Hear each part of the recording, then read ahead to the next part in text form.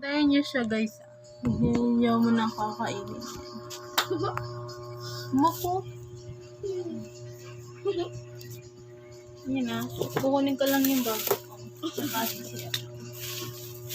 Dito ka, dito. Sa likod ko.